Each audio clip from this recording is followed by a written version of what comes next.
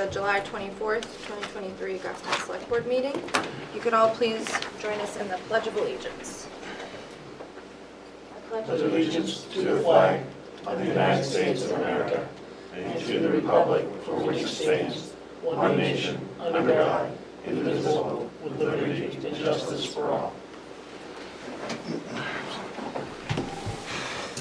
First up, we have the acceptance and correction of minutes from the 7/10/2023 public meeting minutes. Motion to approve the minutes as submitted. Second. Motion by Pete, second by Mark. Any questions, comments, or corrections? All in favor? Aye. Any opposed or abstain? Make a Go sorry. ahead, Mark. Go ahead. Make a motion on the 7/17/23 non-public meetings with corrections if need be. Second. Motion by Mark, seconded by Jim. Any corrections or comments? All in favor? Any opposed or abstain? Great. And for announcements this evening, first up, we have, please join the Goffstown Police Department and community organizations for National Night Out on Tuesday, August 1st, from 5 p.m. to 8 p.m. at Goffstown High School, 27 Wallace Road. National Night Out is an annual community building campaign that promotes police-community partnerships and neighborhood camaraderie to make our neighborhood safer, more caring place to live. This is a family fun event. There will be lots of informational booths and fun for all ages. We look forward to spending time with our community members. And Mark, I believe you had an announcement? This is from the fire chief. He's unable to make it tonight, so he's asking me to speak on his behalf. He received this letter the other day. The fire chief asked me to pass along compliments from a resident to the Goffstown Fire Department. This resident contacted Fire Captain Derek Schwinnard and shared the following story. She recently had to call 911 for her husband, and the crew that arrived saved the life of her husband. She could not have asked for a more polite and efficient crew. Even at 1 a.m. in the morning, they rolled through to get and put together, polite, and even introduced themselves as they came through the door. She was blown away by how quick they arrived and what efficiency the crew performed, how they performed their task. As someone trained in CPR, she could tell these guys were true professionals. The crew kept her informed during assessment and treatment and truly cared about her as well as throughout the entire call.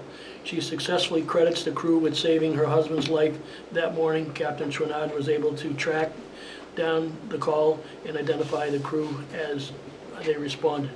So a job well done to Lieutenant O'Brien and his crew on this July morning. You guys truly represented the town of Goffstown and demonstrated the very definition of professionalism. The wife of the patient would like to extend the deepest gratitude and thanks. Great, thank you for sharing that, Mark.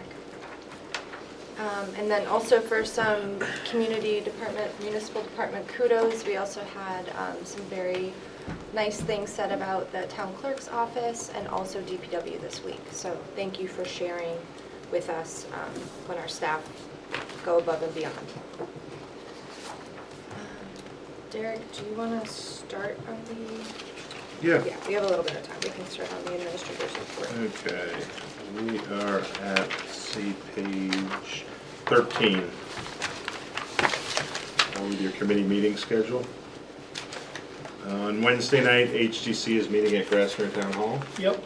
And 7 p.m. Conservation Commission will be in this room. Yes. Thursday at 7 p.m. the Planning Board will be meeting here. Yes. Next week, a reminder, you have a special meeting at 6 p.m. It's limited to a couple of 4114A votes, and you also have 2 non-public items for department head evaluations. On Tuesday of next week at 6:30 at the Parks and Rec Center, the Village Pedestrian Bridge Ad Hoc Committee. Yes. Wednesday at 6 p.m. EDC will be in this room. Yeah, get it. And Wednesday at 6:30, the Library Board of Trustees. At your next page, you have your consent agenda. You have an employee status report for a new hire for a firefighter. You have discharge of lien under RSA 165:28, which is map 4, lot 95. And you have event permits for Apotheca Artisan Fair, which is on Friday, August 4th, with a rain date of August 5th. It's out back here in the alley and green space next to Apotheca. And then the Pinardville Athletic Club Car Show fundraiser on behalf of the Goffstown Fire Department from 10 a.m. to 12 p.m. Sorry, the date got cut off there. Let me call that one up real quick.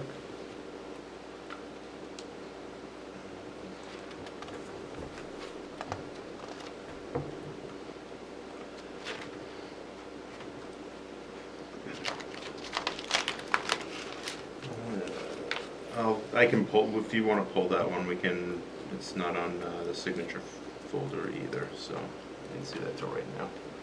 Do you want me to grab the folder? I can grab it real quick.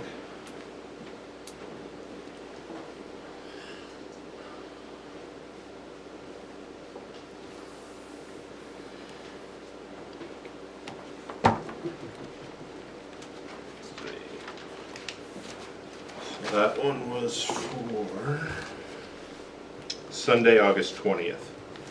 Thank you. 10 to 12, Yes, 10 to 10 to 10 to 2. 10 to 2. Yep. So it's correct. The time's correct, okay.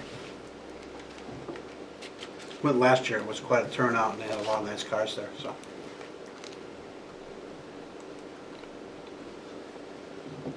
Take a motion. Motion to approve the consent agenda as presented. Second. Thank you. Motion by Pete, seconded by Jim. Any questions, comments? All in favor? Aye. Any opposed or abstained? Great. The next item you have in your packet, on the next page, you have the assessor's recommendations. You have property tax exemptions under RSA 72:23, items 3, 4, and 5. This is a recommend to deny for map 29, lot 36, and map 4, lot 85. And then you have property tax exemptions under the same statute with a approval recommendation, map 38, lot 78-1, map 33, lot 22, and map 33, lot 25. Motion to approve the assessor's recommendation as presented. Second. Motion by Mark, seconded by Jim. Just a Any question, on questions? the denials, is that due to they don't meet the criteria? Correct, Okay. correct. Any other questions? Nope, all set. All in favor? Aye. Any opposed or abstained? And then the last item is the Goffstown Conservation Commission recommended to the Select Board to appoint Evelyn Miller as a regular member of the Conservation Commission. She's currently an alternate, and the term would be ending March 31st of 2024. Motion to approve the appointment. That's Second. Evelyn Miller should be a regular member, and her term would end March 31st, 2024. Motion by Collis, seconded by Mark. All in favor? Aye. Any opposed or abstained?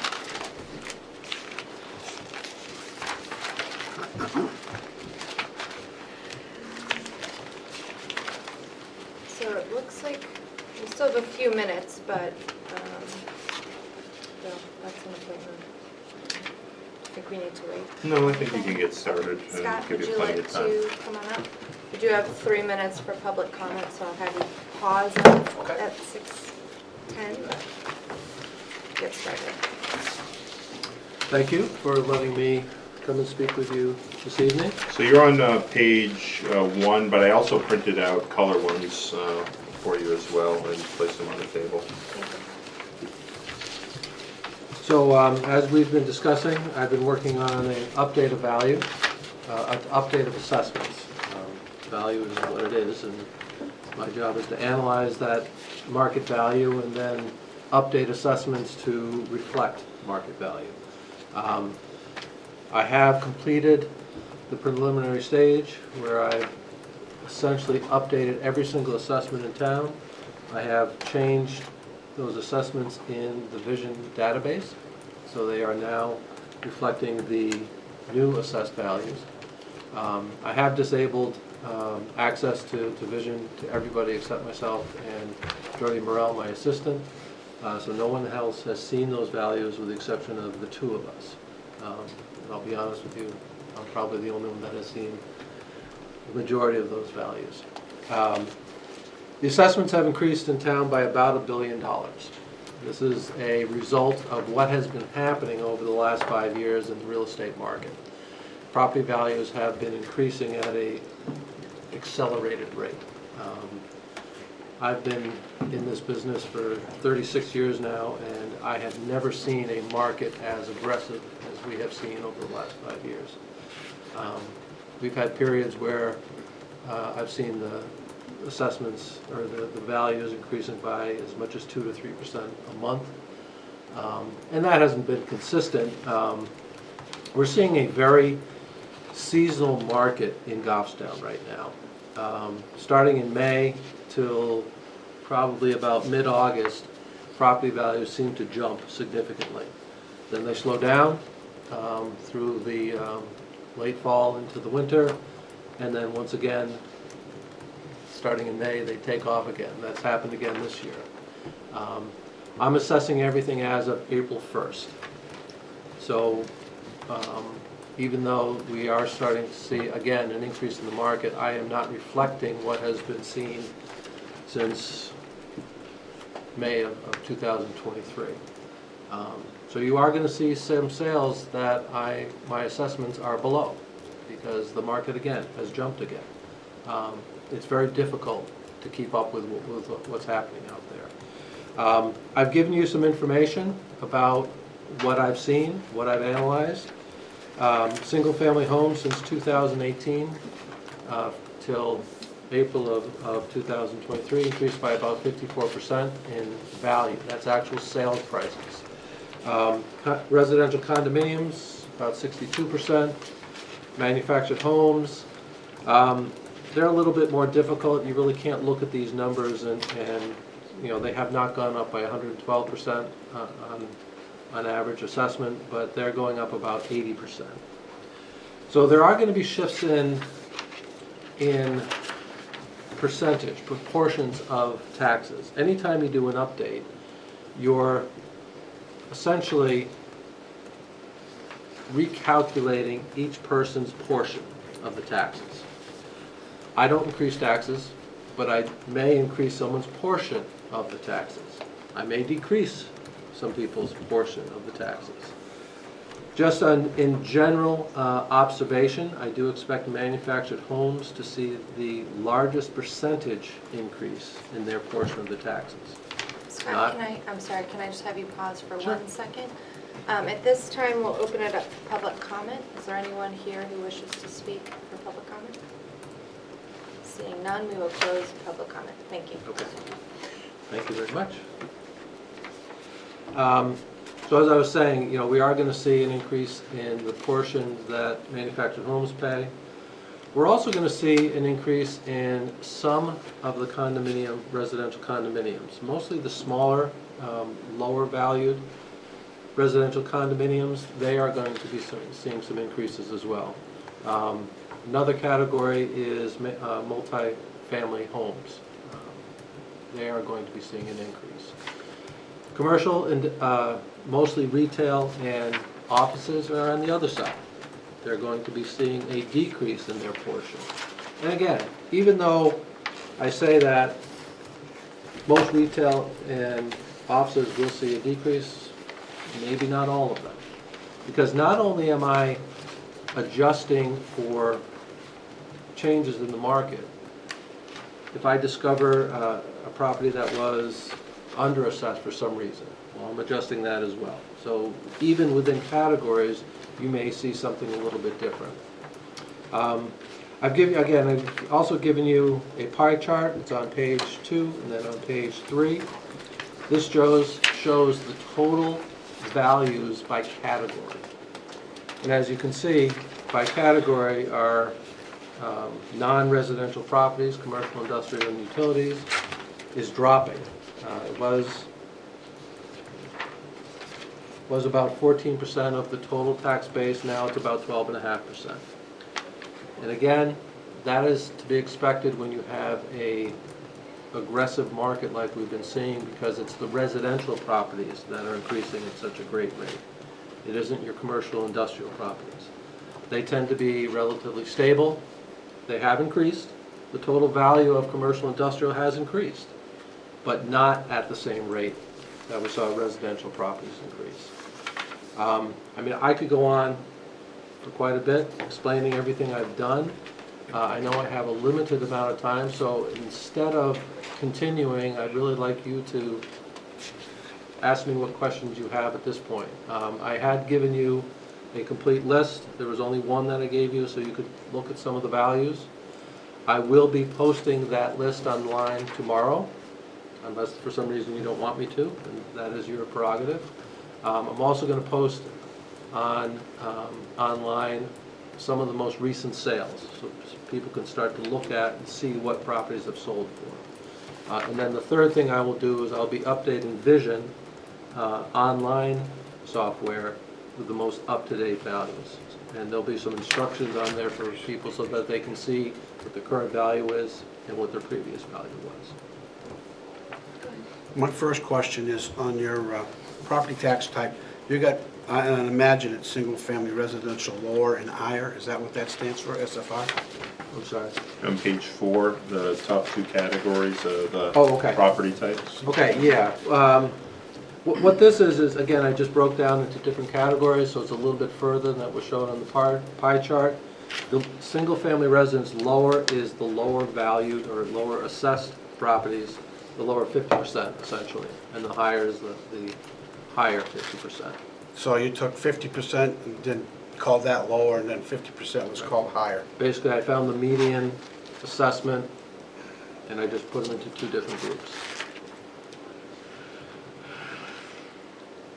One more.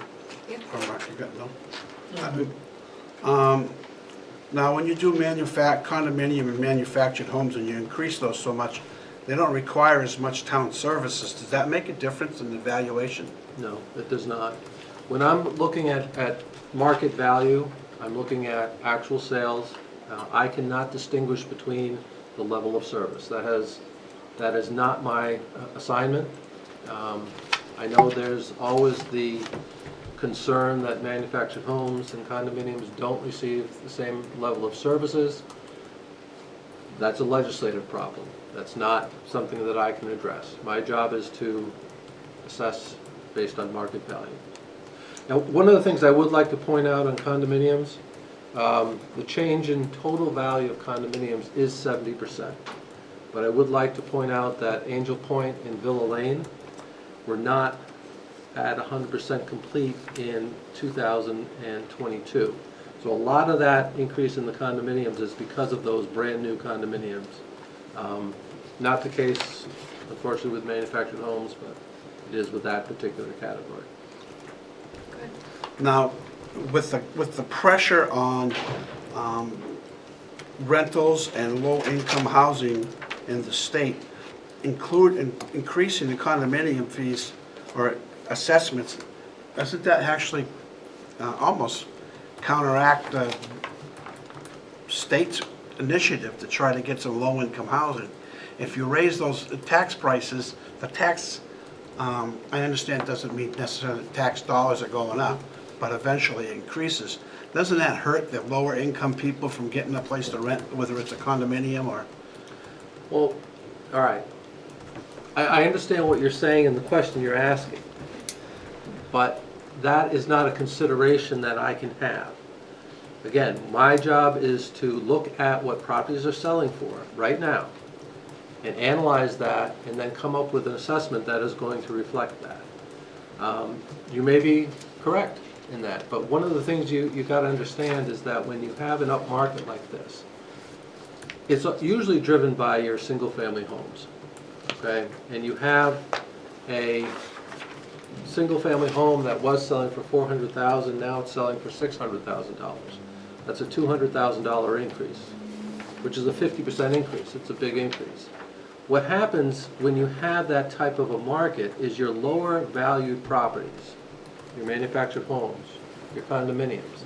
So you may have a property that's valued at $100,000 in 2018. Well, now that same property is selling for $200,000. It's only a $100,000 increase as opposed to the $200,000, but that's a 100% increase. And that's the type of impact that an update like this has. Now, can I consider what you're saying, that this may impact low-income housing? I can't. That's not the state law does not allow me to do that. I am pretty much, my hands are tied, market value. The Constitution says that, state statute says that. Market value is my ruler, that's what I have to use. Okay. Oh, go ahead. Just one. Can you explain the category waterfront that's not included in the single-family higher or lower? Or how does that work? And So- like you said Angel Point, would those be considered? No, Angel Water. Point would not be considered waterfront, because, well, first of all, they don't actually have frontage on the water. They are separated by a little bit. So waterfront is, for the most part, is single-family homes that have water frontage or river front, have lake or river frontage. So that they're not part of the single-family No. residential or those things, they're separate category? So I have different use codes that are on my property record cards. A single-family home with no water influence at all is a 1010, 1010. A single-family home that has frontage on a river or a lake is a 1013. And I've sorted these by those different categories just to show the impacts. And you use the same criteria that whatever they sell for, is the same principles? It's an analysis of actual sales. So when I'm looking at waterfront properties, I'm comparing them to other waterfront properties that's sold. Scott, I'm sorry, Sarah, how many sales did you look at? Approximately, just a, Well, about 600. okay. When I started my preliminary analysis, I started with January of 2020 to March 31st, 2023. There's about approximately 600 sales in that category. As I progressed in my analysis, I narrowed it down. My final analysis was based on April of 2021 to March 31st, 2023. The sales that I'm going to be posting online tomorrow, I'm posting January of 2022 to, actually I went to July of right now. So even though I picked certain categories for certain parts of my analysis, I then look at sales as they're actually progressing. Thanks, that helps put it in perspective, well, thank you. Scott? One more question. This is set in stone now, right? This is just, you're here for information, not for input. Well, it's not set in stone. It's set in, let's see. And the computer. Hard setting concrete, let's put it that way. Are there going to be changes over the next month or so? Yes, but they're going to be minor. They're going to be, someone gives me a call and, gee, I don't have that, or if there's a category of property that I don't have a lot of information, I may look at that category again. For the most part, yes, this is pretty much set in stone. Again, it ultimately comes down to the select board, okay? You obviously have the right to approve or disapprove anything. I wouldn't recommend that. The values are, I feel pretty confident in the numbers I've come up with. This is even though it is an aggressive market, it is a consistent market. What I'm seeing is in increases pretty much across the board, again, not at the same rate for different categories, but it is pretty consistent across the board. The sales that I have been seeing over the last month, since I pretty much set my values, if anything, support numbers I've put out there. Scott, my question, so you had said that you were going to update the list on the website, that was your intention. Do we also, or do you, or you and Derek have a plan to accompany that with either a press release or just some information? So we would definitely do a press release that people can look up their values. And then Scott has been working with GTV to put together we're going to try and do 2 to 3 minute videos. That's great. Not getting into the nitty gritty specifics that you have in here, but a little bit more of what the process is, and then provide links to some of the information on the website. So my request with that is that we put some thought into, and I'm sure you already have, that when this came up initially, we had a lot of questions about people assuming that this would automatically increase their taxes. So I'm not sure if there's a way that we can explain what this actually means, removed from the tax rate and whatnot, but if we can try to include some, I mean, we've already put 2 letters out. I know. Went out the last 2 bills that have gone out. This letter will be put on as well. You know, one of the things that, and I think I've stated in here, you know, the question is always going to be, are my taxes increasing? And it's a difficult question to ask because I don't know what the budget is for next year. Now, what I can tell people is, has their portion increased? So right now, I'm increasing the total assessed value of the town. I'm not increasing the value of the town. The market did that already. What I'm doing is increasing assessed values, okay? The assessed value from last year to this year has increased by 54%. So if you look at your individual property and you see that your property value went up by 54%, your property assessment increased by 54%, your portion stayed the same, did not change. Now, if the taxes or the budget goes up by 5%, well then, in that case, your taxes are increasing by 5%. That's not something I can have any control over. Where it gets difficult is someone whose assessment went up by 64%, which is about a 10% increase. Their portion has increased by 10%. Okay? Increase the budget, they're going to increase by a little bit more. So that's where people are going to land. So what's our inventory now total? It's on the first page, I think it's, or the second. Second. 2.7 billion, it went from 1.7. It went from 1.7 to about 2.7. Increase of almost $1 billion. What's on that page? The second page. Second page is right underneath the, it's in the, Yep, the paragraph right underneath the manufactured homes chart. yep, that's it. Yeah, thank you, Scott. I appreciate that, and I really appreciate you guys putting effort into education, so I just know that was kind of the first gut reaction from a lot of people, so I very much would appreciate anything we can do to help people understand what this means. It would be greatly appreciated, so thank you for doing that and being thoughtful in how we'll present that, so. And any suggestions you can make to help me do that, I would appreciate, because I understand this. I've been doing this for 36 years, so I understand all of these impacts. And a lot of times when I'm explaining it in language that I understand. And if that's not understandable, please let me know and, you know, help me to put it in a way that others can understand it as well. Yeah, anything I think we can do to explain it in as easy terms as possible, as concise as possible, maybe a couple of examples. Yeah, I might have some ideas to help, but we can connect on that later. I think.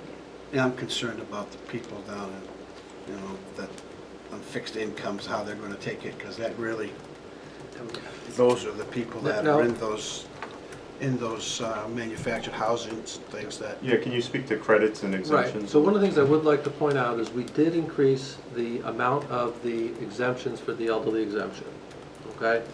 I don't have the exact numbers right now, but I want to say that the average manufactured home is around $125,000 to $150,000 now, the average assessment. If you're 90 and over, and you are receiving the elderly exemption, that's a $137,000 exemption. So basically, you reduce that from your property. I have looked at a few of the properties that I knew had exemptions before. One of the concerns I had was that people who haven't been paying taxes would all of a sudden be paying some taxes. That is true on some people, but a couple of others are not. And even what we did not do is we did not increase the credit. That's still the same. It's a $500 credit for a veteran, a $2,000 credit for totally and permanently disabled. a lot of people who have not been paying taxes in the past, mostly in the park, seem to feel they're exempt from taxes. They are not. It's just that their exemption and their credits exceeded what their taxes were. So there are going to be some people who are going to get a tax bill now. Where it gets difficult is the first bill is based on last year's. So if they are seeing a significant increase in their taxes, it's all going to be on that second bill. Again, there's not much I can do about that, but there is things that the select board can do to help with that. Again, you know, it's something that I can discuss with Derek a little bit more as we go forward. You know, and those types of things should be done more on a one-on-one basis, not across the board. Yeah, that would be great if we can look at that again, just to make sure we can see what we can do. Yeah. Just one last question, Scott, I think. On the manufactured home parts and the condominium home parts, there are some significant increases that show up on this paper here. Is there a ceiling or a cap that we have to go to, or is it no end, we can go as high as we need to go? I'm sorry, I don't, what do you mean? Well, like the 2%, 2.6 to 2.8, 7% increase. The increases, does it stop at a certain point, or does No. it just continue to go up? No, there is no cap in New Hampshire assessing law. Okay. It's, you know, like Massachusetts, where they have a cap on how much you can increase someone's taxes. There's nothing like that in New Hampshire law. Okay, thank you. Scott, my only other request, just in looking at this packet, is on page 4, you gave us that note for condominium and said that there were properties that were not included in the 2022 assessment, and that accounted for a majority of, or a portion of that increase. Is there a way we could include a couple little notes Sure. like that on there? I think that's really Yeah, helpful, 'cause I think, especially for the higher I percentages. think the other thing I looked at was, I actually broke down by chart and, you know, was looking at like the average increase by category as well, you know, on each individual property. And for condominiums, I believe the average increase was about 62 to 64%, somewhere in that range. But I could put something in there I could add another column and put that information in. I could also put a footnote at the bottom. Yeah, maybe any That'd be little helpful. notes that you have on each of these, if there's any sort of anomalies like you mentioned for that specifically, I think that would be helpful. I think ultimately what people need to do is look at the list, compare their value, their new assessed value to what their assessment was before. Look at those percentages. You know, just because you went up more than 54% doesn't mean it was wrong. It just means that your property value has increased more than the average. Doesn't mean you can't call me though. You know, I expect to be talking to a lot of people over the next month or so. That's why we put these numbers out as soon as we can. It gives people an opportunity. Now, one of the things we don't do in the town of Goffstown is have what they call formal hearings.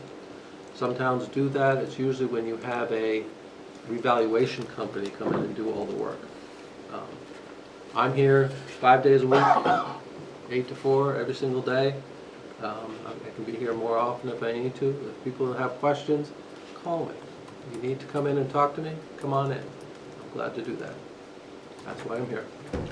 I looked at one assessment and it went from, on a condo, that went from 145 to 245.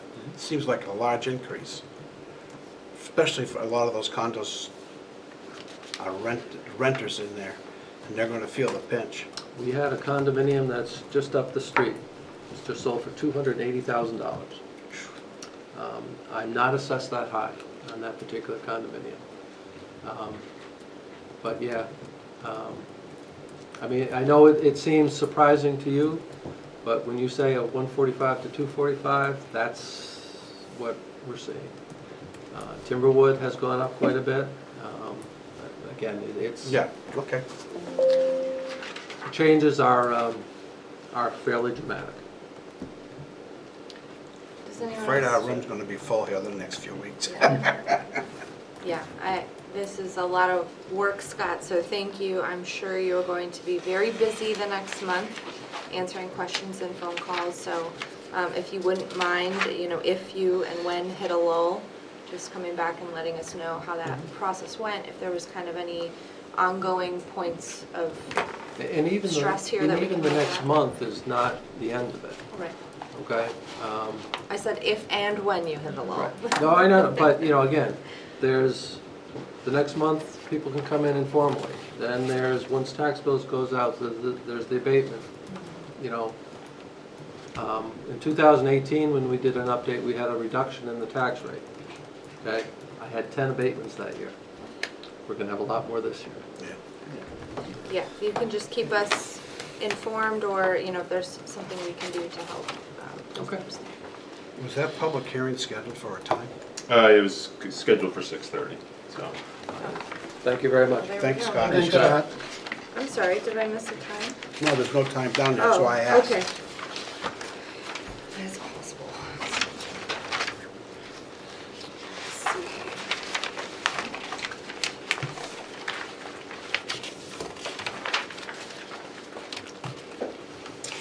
All right, we will move towards the public hearing. The Goffstown Select Board is conducting this public hearing in accordance with RSA 41:14-A to accept public input pertaining to the town taking ownership of a proposed 32.333 acre parcel from a proposed open space subdivision. The proposed subdivision would subdivide the existing lot into 4 new lots and create 1 lot that will remain as an open space. The Select Board is seeking public input on the proposed parcel identified as map 10, lot 10-OS. The property is owned by David Lebanon. Is that right? I feel like I say it wrong every time. Located at 102 Tenney Road. The Select Board is scheduled to vote on this acquisition on 7/31/2023. So at this time, we will open the public hearing. Is there anyone here for public input? Okay, seeing none, we will close the public hearing. We'll vote on this next month. Yes. And we will move on to our next public hearing. The Goffstown Select Board is conducting this public hearing in accordance with RSA 41:14-A to accept public input pertaining to the town demolishing the vacant town-owned building at 1 North Mass, map 34, lot 106. The Select Board is scheduled to vote on this acquisition on 7/31/2023. This time, we will open up the public hearing. Is there anyone who wishes to speak? Seeing none, we will close the public hearing.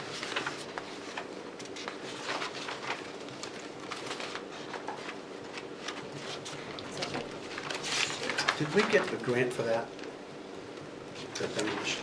That is a grant after you actually do the demolition and spend it.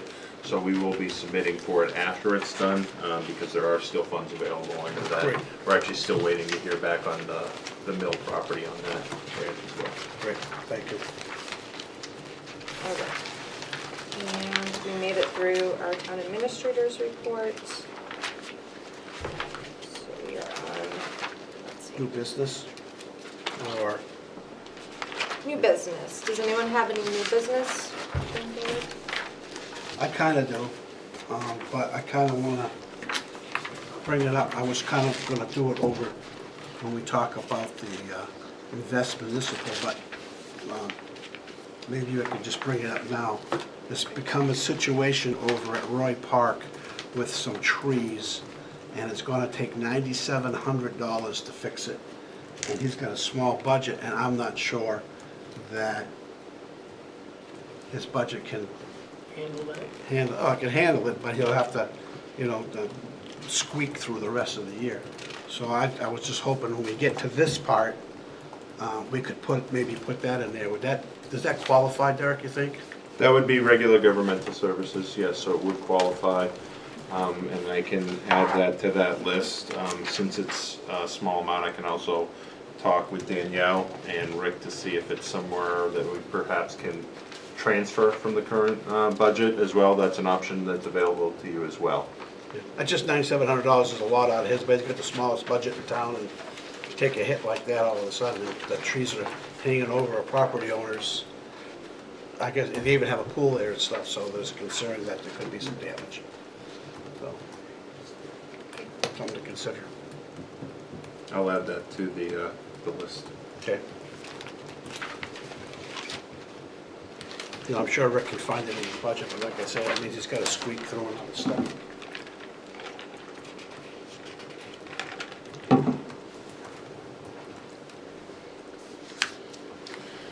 Any other new business? Okay. Do we want to talk about this, or is that old business?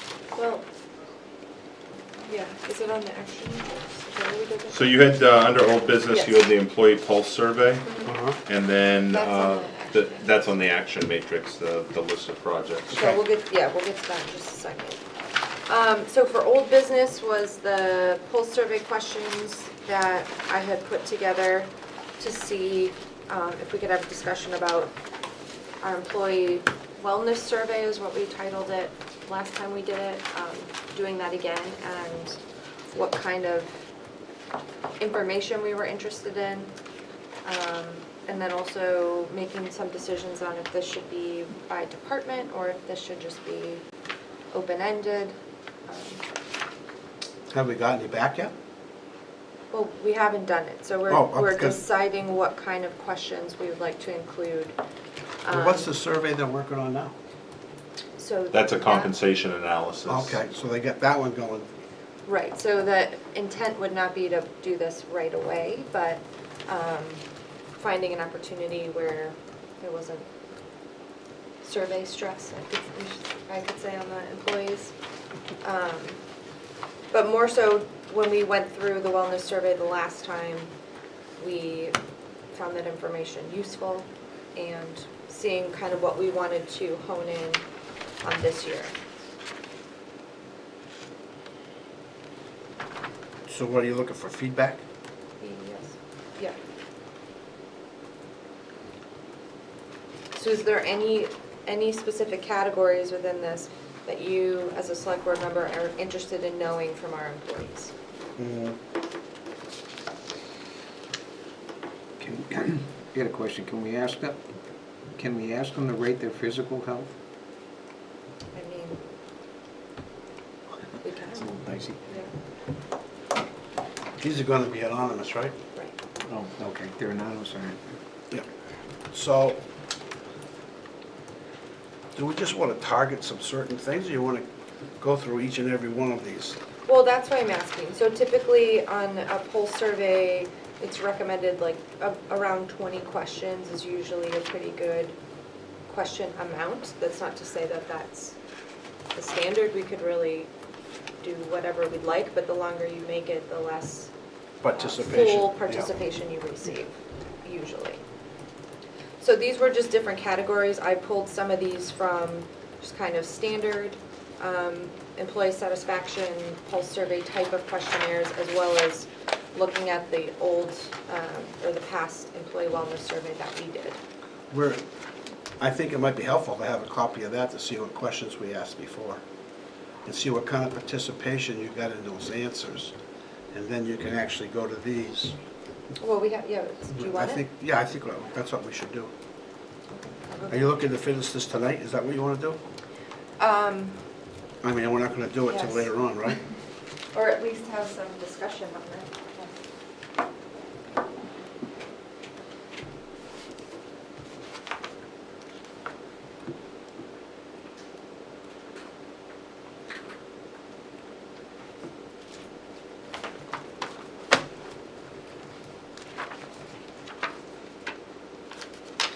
So this survey, when we did this, we broke it out by department.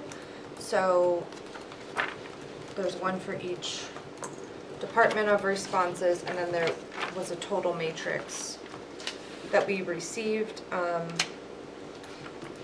As far as participation, you mean how many? This was done 21, right? Yes, So 2021. this question is on there. This question is on your list now. Yep, so some of these I just pulled from the questions that we had prior because it's a good comparison basis for us to see if anything has changed since 2021. So you would would it be helpful to note which questions were included in the first survey? Well, if you don't break them up by department, and you get communication from management is clear and effective, and if you don't break it up by department, what are you targeting? Just in general? How do you fix that in general? Yeah, that's one way to do it. I know that there was some comment on people, smaller departments, not having as much autonomy, I guess, or it being, smaller departments feeling like they could potentially be identified based on their responses. So that was just a note, which is why I asked if anyone had any feelings on that. Jim, did you have something? I'm just a little confused about the process. We did this in 2021, did I just hear you say? 21, yeah. And then what do we do with it? Well, it's right here. There was But- actual action items out of it. Well, yeah, what was it? Was it helpful? Did it do anything? Do we need to change it, I guess? Is there some reason why we need to change it? I guess I haven't seen, I haven't done the comparison. Was there, I mean, what's the overall, it's nice to have it to look at once in a while if these issues come up, I guess, or what are we doing? Why wouldn't we use the same one? That way you can see if you've made any, Yeah, you can rate, see how you've done against where you were 2 years ago, and if you've made any improvements, or maybe add a couple more questions in, but Yeah, that's- as a department head, what do you think? I think I think the department heads were able to take items from that because they knew what their department employees were saying. But I think similar to the exit interviews, it sometimes, as good as that constructive criticism is to hear to make improvements, it's also tough to continually getting that feedback, so that can be a little bit difficult as well. I was wondering, is this something we should do every 5 years for that reason? 2 or 3 years? So if you got a problem, you can't, you have to wait 5 years to fix it, but just, I would be in favor of sending the same questions out again, so we get the answers back, we can compare them side by side, see what's improved, what's not improved, and that'll give us an idea where we can work and what we have to improve on. That's my thought. So why don't we, what do you think about this? I'll work on this with the questions that are on here, I'll pull them out of this, and then we'll see some other options. The only reason I'm saying that is because the things that I tried to include were things that weren't included in this initial question group, that are things that we've talked about in the past 2 years. And I wasn't here when we got these results back, so I don't know. I know that there were action items that came out of the responses. I don't remember what they were because I heard it secondhand or after the fact. But I think there's some opportunity for us to add more questions that would be helpful for us in decision-making, specifically pertaining to, well, we don't have to talk about that now. But if that's what you guys want to do, I can work on this again, and we'll email it out prior to the well, I next meeting. just think you need to be able to tell if you're making progress or going backwards. You need to look at the same parameters, and if you keep moving the parameters, you don't know what you've done. I agree, but the workforce has changed, and that was 2021 in COVID time. All I'm saying is, I think it's good to compare it, absolutely, but there's opportunity for us to add a little bit more. I agree. I mean, the adding is good. At least you still got the apples to apples, but you can. Right. Maybe there's some more pertinent questions that have come up since then. I don't disagree with that. But I don't want to make it too long, like you said, people get No. bored with it. Nope, I just wanted to give options if people feel strongly about specific things that they'd like to know, is all. Got it. So that's where we're I going with that. will, yep, I'll do that for our next meeting then. Okay, on to the action matrix.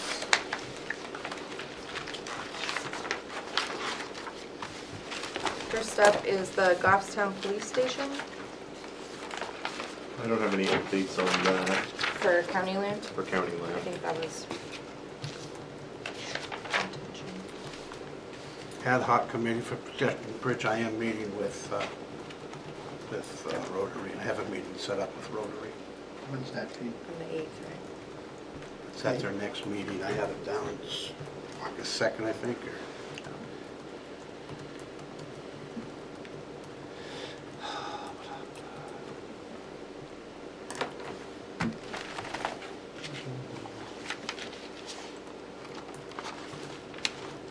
I sent you the info, right? Yeah, it was the 8th. I don't know where I put it here. I think it's the first Tuesday in August, which would be next week, I believe. It's not National Night Out. Well, it's They meet in the morning. They meet 7:30 in the Yeah. morning. So just to recap where that stands currently, we are working on making contact with Rotary Club to talk about some options to see, then the board will have to discuss what we would like to do and then give the ad hoc committee a response on Right. that piece of property, because we really Well, can't it's do gonna, anything. I think this is gonna be a negotiation type thing. I don't think we're gonna go in there and, maybe they'll make a decision right there, but I'm not sure how exactly it's gonna work. Yep. So that's where we are with that process as of right now. Right. Still working on the property. Okay, One North Mass, we just had our second public hearing on that, so Derek, once we do the vote next full meeting, is there any update on when they'll begin demolition? I'll need to coordinate and check with the demolition company, but I will check with them before your meeting next week to see when they're available. They said, I don't remember what the lead time, we definitely want to get it done before For school. school, yes. Thank you. How'd the training go? I noticed they were down there, I don't remember what day it was, a few days ago. How'd that go, Chief? Good. The fire was there today, they did some training, they were doing some training as well. Good. Okay, the ordinance for jumping off the Main Street Bridge.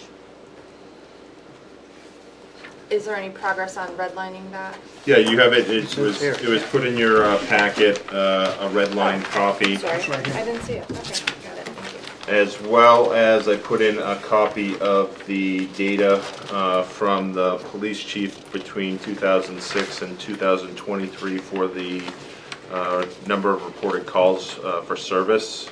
They did not have any documented cases of medical calls or injuries.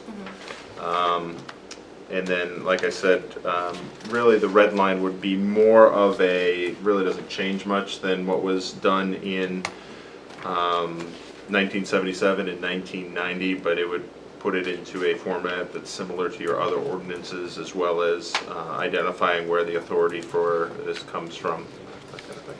And you added some RSAs. Yep. I see, which Yep. is the main thing we wanted to do.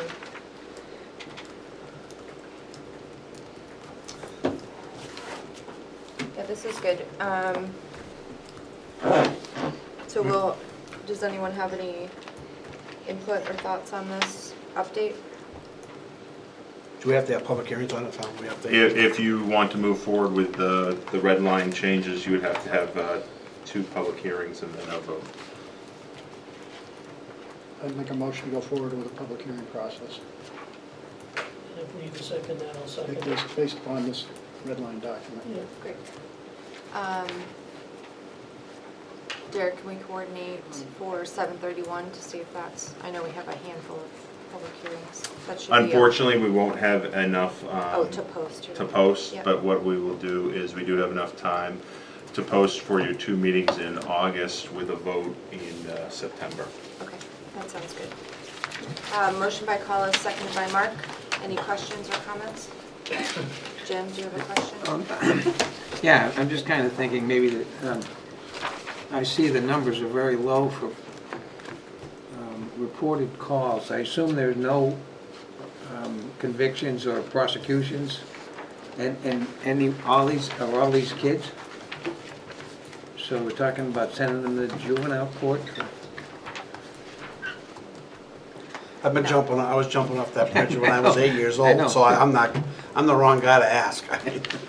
Well, it's just And kind I understand there's a safety, I mean, I don't want to jeopardize anybody, but it So, seems kind of, Chief, no, Sorry. have at it. I'm just, I mean, yeah, obviously, if we are dealing with juveniles and, again, we're out there enforcing it, you know, we'll have to go through the juvenile petition procedures, you know, which could result to a juvenile going through diversion if it's their first offense.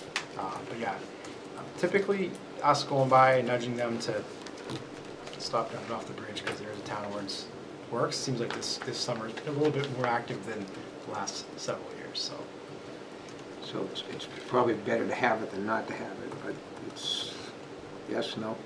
I think our biggest concern with educating the public is just a matter of having people know that there is an ordinance, if there is one, and that they can't jump off the bridge.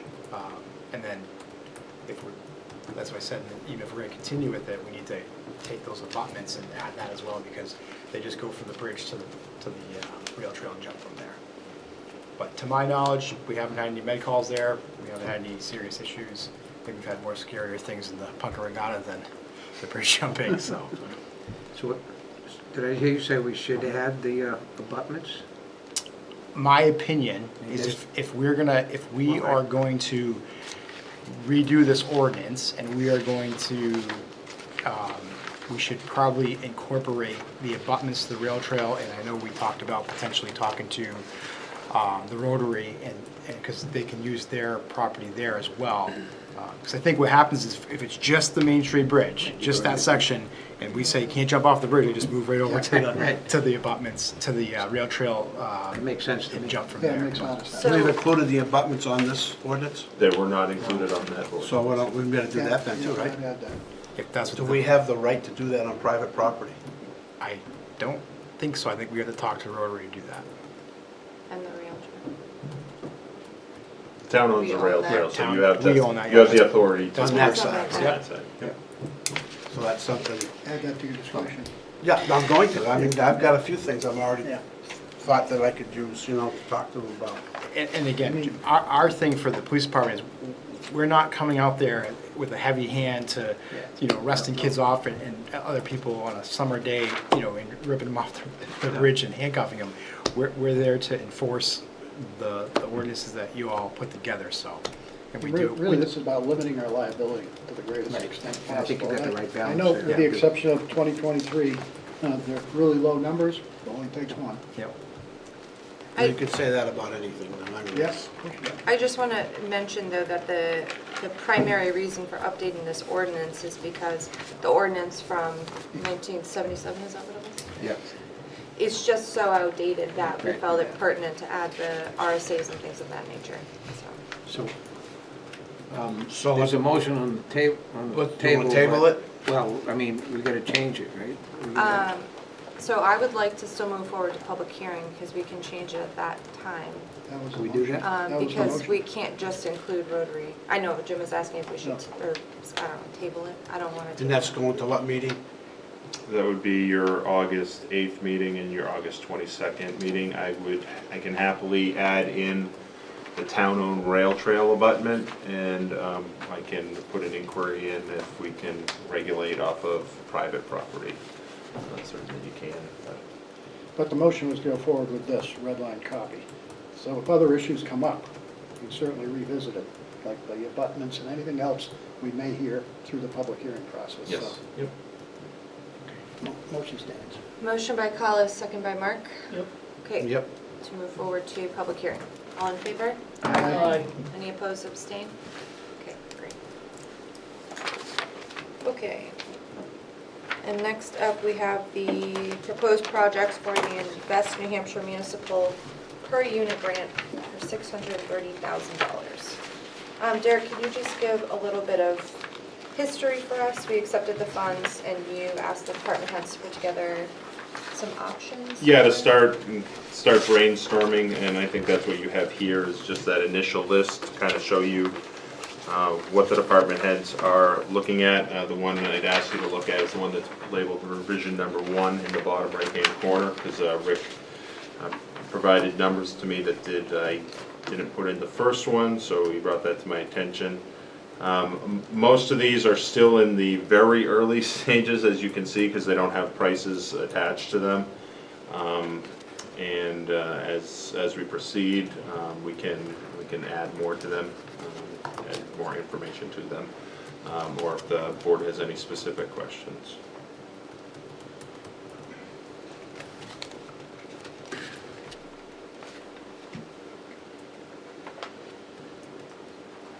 So what are we gonna do? We're gonna put a target date on getting some cost estimates, or are we just gonna?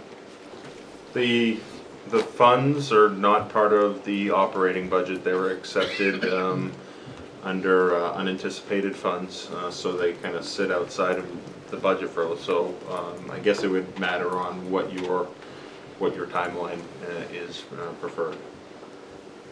'Cause again, most of these were extra projects that were not planned.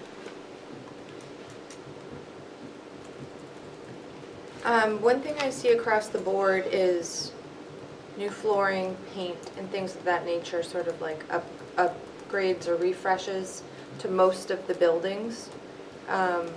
Is that something that the department heads could work on, seeing if we could find someone to give a quote for all of those, if that helps cost versus each department going out individually? If we did that, we would have to put it out to bid.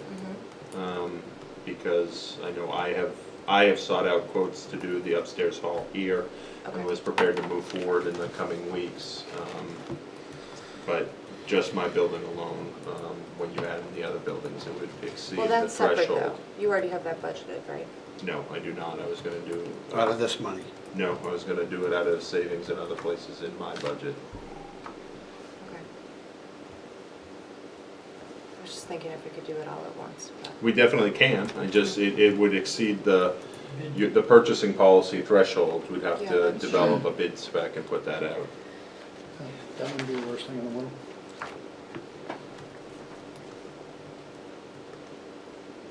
So we were gonna wait for, get these prices now. The number one, the DPW one that they put up there, is directly related to that project, but that should have had funds anyway, right?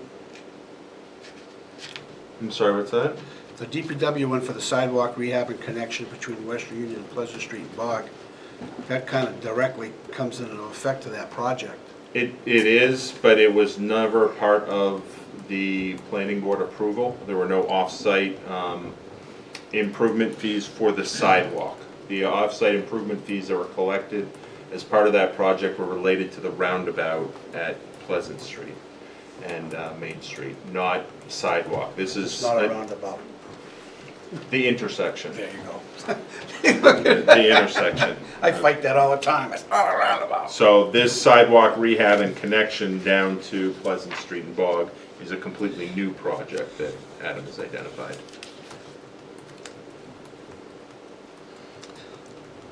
I just want to note that the list is just alphabetical. Did you mean priority just because it was at the top?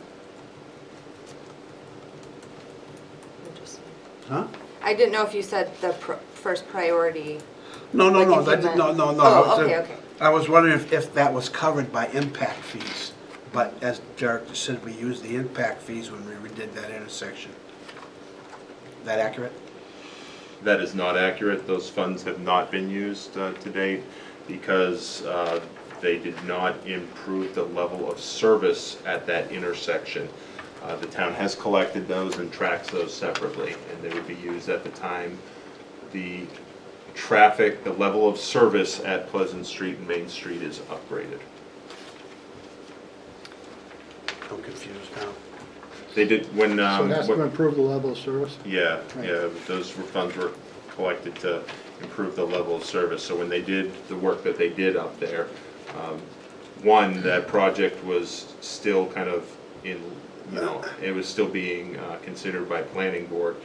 And I believe there were other grant funds used to finish up that project up there. So impact fees could pay for this though, right?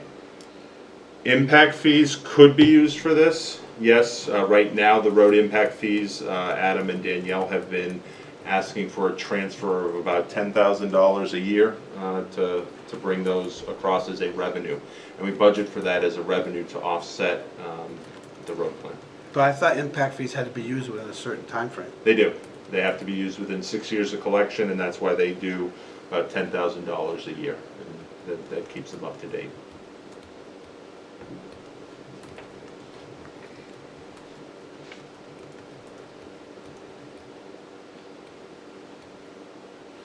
I mean, I don't know, we move along, we just gotta get the numbers before we can do anything. We don't have any numbers. Only one we got numbers from is Rick. And he's actually gone out to get a couple other quotes. Yeah, these are the numbers that he provided me. This came up during COVID initially, when there was some grants out there for HVAC and those They things. had somebody come in and give him a quote. Yep. But So- recently.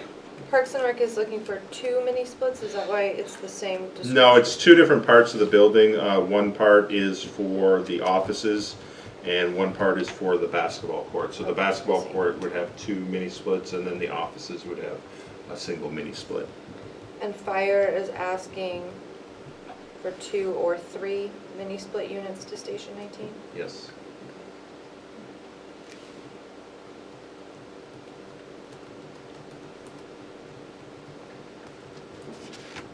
Just need numbers. We can't do anything Yeah, without numbers. Yeah.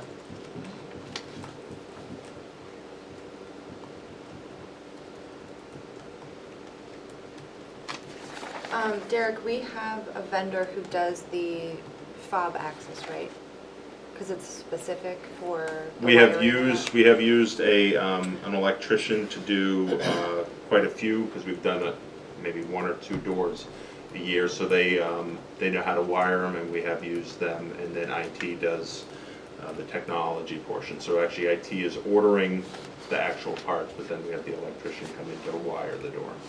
Are there more doors in Town Hall that still need key Ideally, yes, access? absolutely. You know, there's many, you know, any room that has some type of security need where we can create a log, absolutely. We'd ideally want them almost on every door in Town Hall.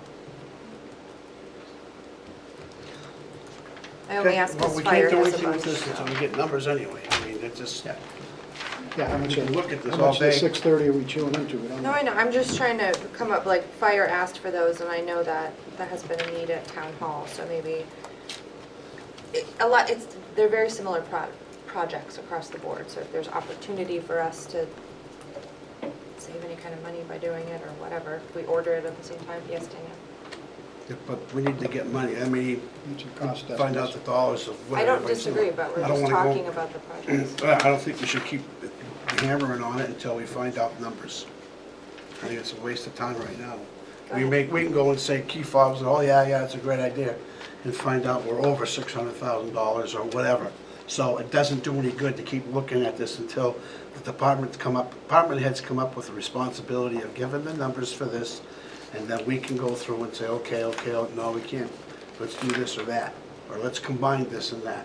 That's the way we should do it. I mean, we only have one department head that's given us any numbers yet. Okay, I'm just asking questions, go ahead. Part of what I was just curious about from the number standpoint is I think having some priorities of which projects should be looked at. I know our purchasing policy as it stands, it requires they get 3 quotes for anything up to 25,000, plus if it hits the 25,000 mark, something like flooring or something could easily get there. If that were to happen, then they have to go out to bid. So I'm wondering, does the board want to give any sort of prioritization to which projects or which timelines? Because I think it's a lot of work to get the numbers, and the department heads and I as finance director are looking for some guidance on, you know, is the board going to consider waiving any of the purchasing policy? Or if they go out and find these quotes and then they find now the quote has exceeded 25,000, but we've already seen the quote, we can't really do a fair bid for sealed bid because now we've seen one. So I'm kind of looking for some guidance where some of these projects can get pretty big. My personal feeling is, I'm not ready to prioritize any of this until I see the numbers. And if we gotta go out for bids, we gotta go out for bids. I mean, that's our purchasing policy. in the past, recently, we've been saying, oh, never mind the purchasing policy, you know, just go out and do it. It's not right. We have a policy, we should be doing it. You know, we have an ordinance that not jumping off the bridge, and he's gonna face that. We have a policy that's a purchasing policy, and that's what we should follow. Absolutely, I agree, Okay? and And that's where this comes in. If Adam wants this project, I need a cost. Fire wants this project, I would like to see a cost. And then we can look and say, okay, we have this amount of money, let's prioritize from there. I hope you can understand the way I'm looking at it. I mean, just to say, oh, you know, let's throw the purchasing policy away again, I'm not asking for that. Yeah. I would never recommend that. well, we have in the past, so. Does anyone else have thoughts or opinions on these projects? I would have Derek send out a letter to all the department heads regarding what we have on the paper, the piece of paper, and say we need figures and numbers as soon as possible to move forward with the project. You want the project done, here's your homework. Do we want to give them a date by which to do it, or give a reason why they can't do it by that date or something? Because Rick's already This waiting. money's not going anywhere, right, Derek? Correct. So, you know, give them 2-3 months or whatever. Yeah, but. You know, when you look like Fire's got paved all asphalt areas of Station 19, well, is that something he's gonna work with DPW on? And Continental or whoever, there's multiple people. yeah, you're gonna sub it all out? I mean, it's just things that, there's a lot of things that go on there that we need to know. I know, but when I have a date staring at me, Okay, I you tend want- to move. put a date on I it. tend to move faster, I guess. Would you like to put a date on it? Well, I think it might. This is August, beginning of I August. mean, Rick's already there and he wants to do it, and so how long are we gonna make him wait? If we put a date on it, by which people either have to give us the numbers or reasons why they need more time, then I think that just, I'd like to make a motion that we request a September 1st response from department heads on pricing. That gives them 5 weeks. I'll second. second that, that's Okay. plenty of time. Motion by Peter, who seconded it? Mark, Motion by, Mike. you guys are pointing at each other. Motion by Peter, seconded by Jim. And that is by September 1st. Yep. Okay. Any questions or comments? All in favor? Aye. Any opposed or abstain? Okay. My next question would be, is Rick, and Derek mentioned he has some projects which he already has quotes for and is looking for money. Are we going to give any consideration to projects that have quotes prior to that September 1st? I don't remember what your question was. Just Like these two right here you're talking about? Right, like if He's it's- gonna go out for 2 more quotes. He just got these just to get some numbers in there to give us an idea. Also let him wait, You know, everybody else. he's gonna ask for a couple more quotes from different people, which is the right thing to do. But yes, I mean, Well, Derek mentioned the project, so if you got quotes and we're going to use other funds, is that something you'd like to be considered for this? For these funds, no. Right. Okay, next up,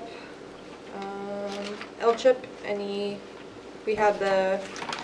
We have a walkthrough on September 5th with L-CHIP, and HCC will be discussing some items to work on before that at their meeting this week. Great. And the roll-off trailer is still out of service. Okay, any other old business for now? Okay, at this time, we'll open it up for our final public comment for the evening. Is there anyone here who wishes to speak at public comment? Seeing none, we will close public comment.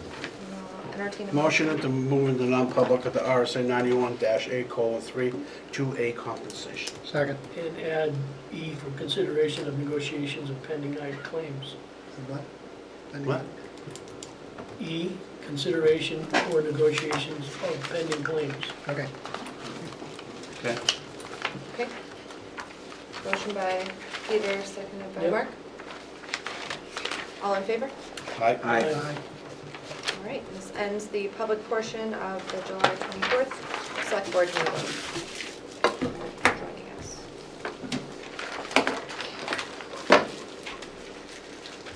Are you gonna stay here? Yeah, We we can can. stay here. Derek's got that folder.